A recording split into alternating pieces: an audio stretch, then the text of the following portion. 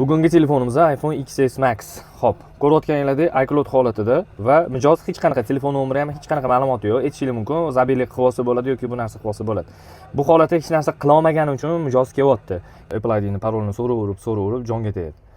Mijozlarimiz ham ko'pi shu hech qanaqa ma'lumot bo'lmagani uchun bizga kelishadi. Agar ma'lumot bo'lganda o'zligi zabiylik parol qilib iPhone'ni Apple ID'ni parolidan tiklab olgan bo'lishardi o'rtoqlar. Bu qanaqa ochiladi? Ko'ramiz. Toolboxga kirib turib, mana bosishimiz kerak bo'ladi. Juda tayyor. Telefonni olamiz. Telefonni olgandan keyin mana o'rtoqlar qaranglar.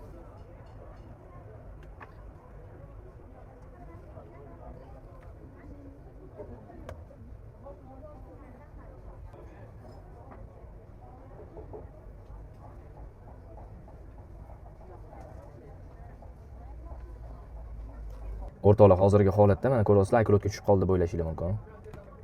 O'sha ishimiz yakunlandi. Ruskin tanlaymiz, O'zbekiston tanlaymiz. Endi aktivatsiyadan o'tkazib olishimiz kerak bo'ladi.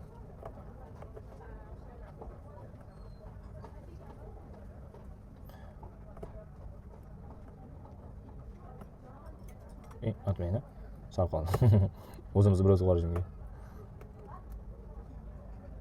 Продолжить. Взрослые. Ничего. Ko'rayotganingizdek aktivatsiyadan o'tib ketdi. Sazat qolsa bo'ladi deb o'ylaydi. Bizga kerak emas o'zi. Nazar позже keyin qo'yaveradigan задачani beramiz, ya'ni. Xo'p. Продолжить. Настройки позже.